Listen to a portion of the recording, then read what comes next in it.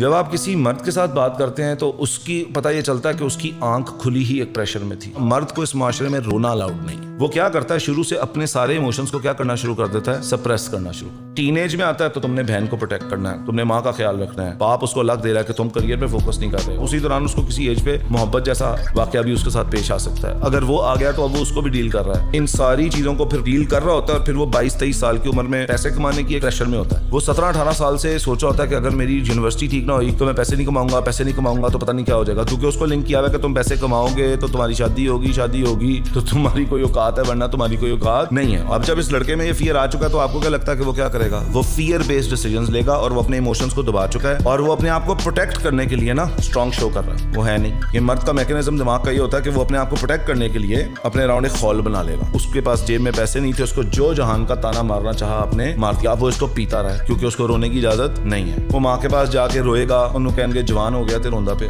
ठीक है। वो बहन के पास जाके रो ही नहीं सकता कि कहीं मेरी बहन वीक ना हो जाए। उसके माँ बाप मर जाए ना सर मर्द के, तो उसको उस दिन भी रोने की इजाजत नहीं होती, क्योंकि उस दिन भी उसने अपनी फैमिली को संभालना होता है कि मैंने अगर हौसला लूज किया तो किसी और का हौसला लूज ना हो जाए। अगर मैं रोना शुरू हो गया तो कहीं मेरी माँ ज्यादा दुखी ना हो जाए। तो वो अपने इमोशंस को सिर्फ दबाता है और बाद में एक इंसान नहीं है इस माशरे का जो उसको जाके पूछे यार तुम्हें तकलीफ तो नहीं हुई। मुझे बता दे कि पाकिस्तान के अंदर कितने मर्दों को किसी तकलीफ सहने के बाद कभी जाके 2-4 दिन बाद, महीने के बाद कोई पूछता भी है कि यार तुम्हें दर्द तो नहीं हो रही, तुम्हें इंटरनली तकलीफ तो नहीं हो रही, तो क्या ये पेन नहीं है? अब ये पेन सप्रेस होगी। अब इस पेन ज़्यादा इंसान से आप एक्सपेक्ट करते हैं कि ये एक खुश मिजाज, मोहब्बत करने वाला, बड़ा पोलाइट, बड़ा शफीक इंसान हो, उससे ये हो नहीं पाएगा। मैं अक्सर एक बात कहता होता हूँ कि इंसान दूसरे इंसान को सिर्फ वो दे सकता है जो उसके पास है। मेरे पास अगर अंदर मोहब्बत नहीं है, मैं आपको मोहब्बत नहीं दे सकता। मेरे पास अगर तकलीफ है तो मैं सिर्फ आपको तकलीफ दूंगा।